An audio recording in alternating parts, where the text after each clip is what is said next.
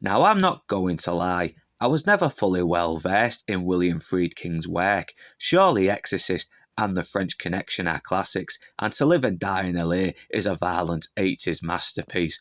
But with his tragic passing and a recommendation from a good friend, there was one film that came into my knowledge just recently, and that film was Sorcerer, which was also kind of a remake of Wages of Fear. Released in 1977, Sorcerer tells the tale of four men lying low in the small South American town of Porvenir. The men in question, Jack Scanlon, played by Roy Scheider, an Irish criminal who, after robbing a church connected to the mafia, is now forced to lie low to avoid a bullet to the head. Victor Manzona, played by Bruno Kremer, a wealthy businessman accused of fraud and forced to abandon his loving wife after his partner does his best Kurt Cobain impression. Nilo, played by Rabal, a Nazi war criminal hiding from his past. And Kazem, played by Amadou, a Palestine militant avoiding apprehension from his involvement in a terrorist attack.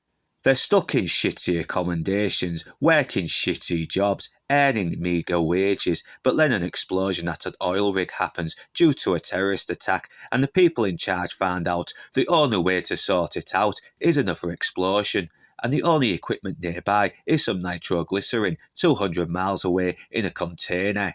Unfortunately, the nitroglycerin has expired and is sweating more than a Hollywood type being asked about Epstein's Island.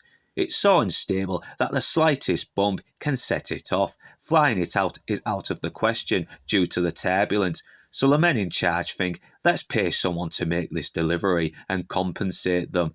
They get every worker to take tests that qualify them. Our main characters, seeing a way out of their predicament, decide to volunteer, which they pass with flying colours.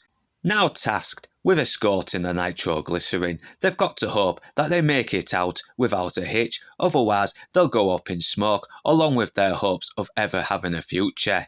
The film takes its time getting to the actual plot, as the first hour is basically establishing these characters, who they are, what it is that got them here, and none of these people are full-on good guys. These are definitely men who have committed bad deeds, some worse than others, but the movie does a good job making you sympathise with them. They're all tired, depressed, worn down, hating the run-down town they're stuck in, full of decaying buildings, with everyone looking like they haven't had a decent wash in days, left to rot by their unfeeling government. It's a place almost seen as some sort of purgatory, while our main characters await their place in hell. But when they finally begin their journey, that is when their troubles really begin. No one is safe, not even for a minute. Death is hovering over them every second. Everyone is on edge, with their environment showing no mercy on their perilous journey, as they're constantly having to put up with broken bridges, flooded areas, harsh weather, heavily armed rebels, and worst of all, each other. These are men with nothing to lose, but are desperate enough to take a job that is basically a suicide mission.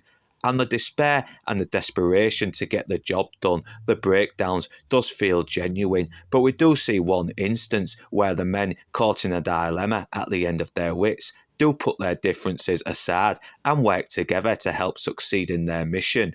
This was a film that suffered a lot of problems production-wise, with Friedkins constantly clashing with Scheider as well as the producers. But thankfully, it still resulted in a very well-made, intense survival thriller, with the actors really selling it, and William Friedkin's gritty, no-nonsense directing emphasises the suspense. If I had to nitpick, then it can be a slow burn for some people who are expecting it to be a bit more of an action-packed, fast-paced affair, but I do like how it takes its time, trusting you, the viewer, to be more patient and pay attention, and also do not expect a happy ending.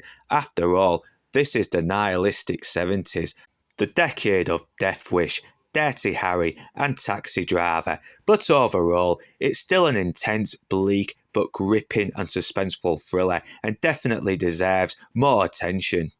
And whether you beautiful bastards are Northern English or not, thanks for watching, and do remember to like and subscribe. But right now, that's me done, and I'm off to the pub.